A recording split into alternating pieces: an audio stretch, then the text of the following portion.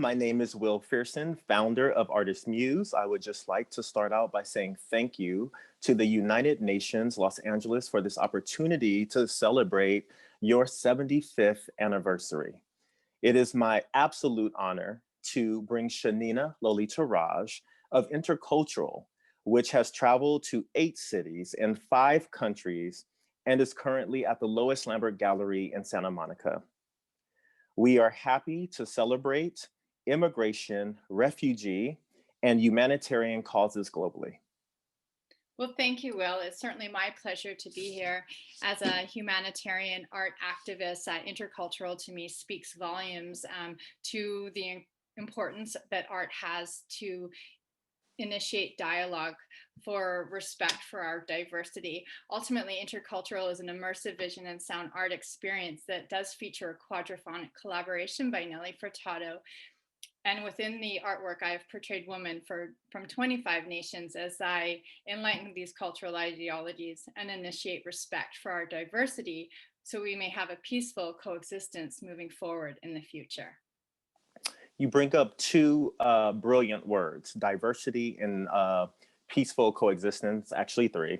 How and when I'm thinking about that, of course, I'm thinking about our political climate right now, with the elections going on, Black Lives Matter. Do you think that your work has a voice in this movement? And if so, how? Well, absolutely. It certainly addresses racial perceptions.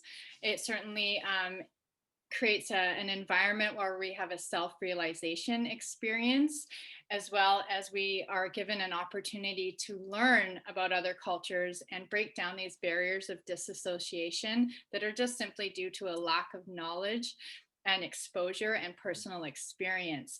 And when you mention the Black Lives Matter movement, absolutely. One of the portraits within Intercultural is Brazilian woman. And with Brazilian Woman, she really helps us have an entry point into that dialogue of Black Lives Matter. If you were to go back in time, it would actually be in about the 1500s when the New World was discovered and was brought to the attention of Spain, who had funded this exploration. And when it was brought to their attention that this new world had been discovered and word got over to Portugal, between the 2 kings, they had agreed on a treaty that essentially divided Earth in half, irrespectful of all of humanity that was already inhibiting the world. And what that ultimately did was Portugal was granted rights to Brazil, what now is Brazil. Mhm. And what they did to be able to cultivate the land and profit from the land, although not do any of the hard work themselves, they ultimately found resolve in enslaving Africans from Africa, obviously, and what we know today as the transatlantic slave trade route, which has led to the diaspora of African people throughout that triangle, which includes Europe, England. And within that, it also has led to the African Americans descendants that we now have in America today. Beautiful, beautiful. Thank you for that explanation, and that's really powerful for our history.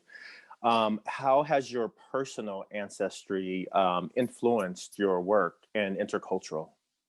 Well, in my own personal ancestry, I would reference Fijian woman.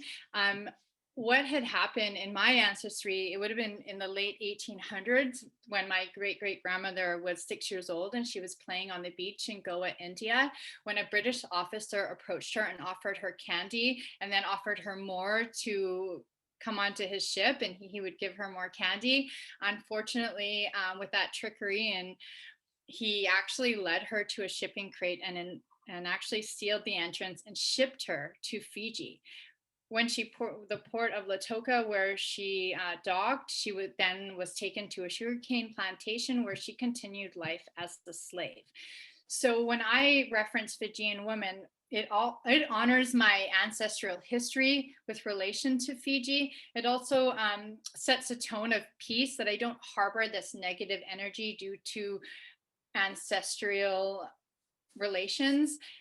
and atrocities for that matter. And certainly it takes a peaceful step forward in a leadership direction that we can respect and honor our ancestry, as well as move forward and still respect and learn from each other moving forward into the future.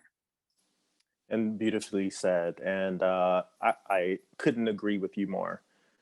I would like to say thank you for all of your hard work, your time, and your advocacy. You are truly, a warrior of good, and really appreciate you being here today.